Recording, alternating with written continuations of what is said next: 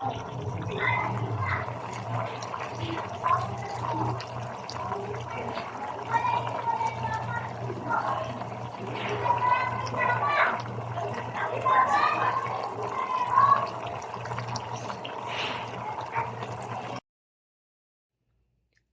mga Inday! Good afternoon! Welcome to my vlog.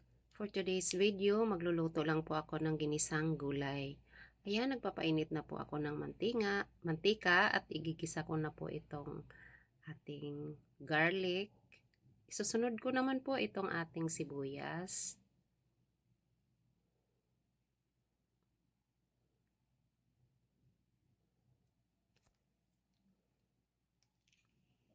Ayan po. Malambot na po yung sibuyas at ilalagay ko na rin po itong ating chicken, breast chicken.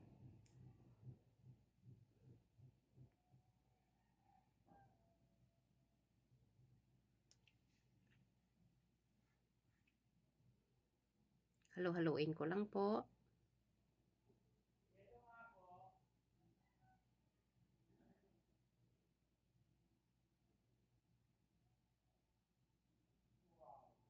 Maglalagay lang po ako ng konting asin, pangpalasa, at pamintang durog.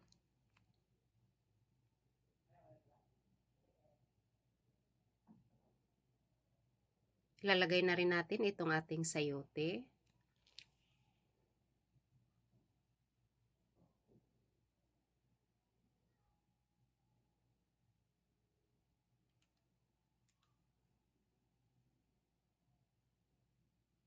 Takpan lang po muna natin.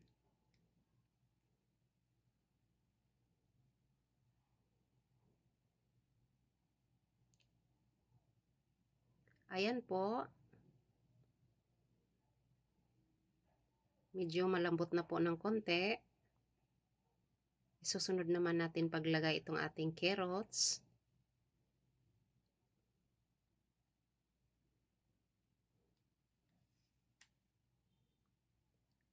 Maglalagay din po ako ng oyster sauce, pangpalasa.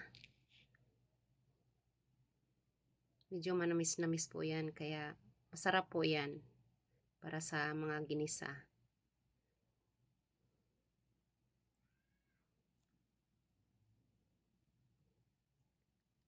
Maglalagay lang po ako ng kaunting tubig.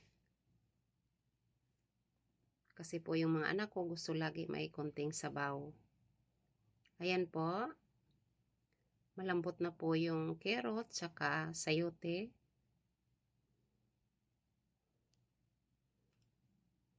Isusunod ko naman po itong ating cabbage. Isusunod ko naman po itong ating pichay bagyo.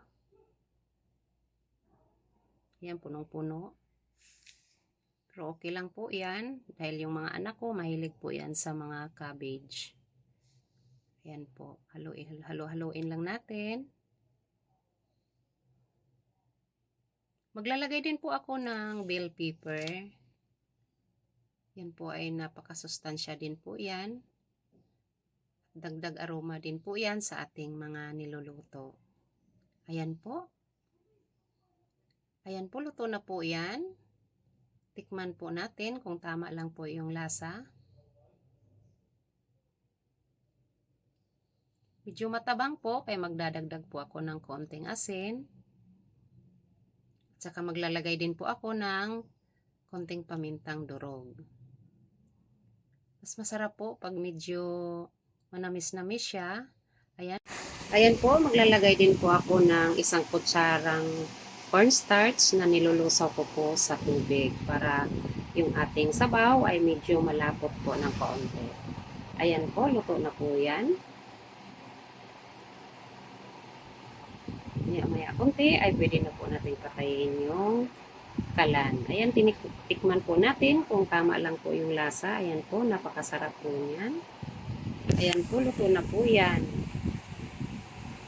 Kung nagustuhan ninyo ang aking video, paki-subscribe lamang po, like and share, at pakipindot na rin po ang notification bell para ma-notify po kayo kapag may bago akong upload na video.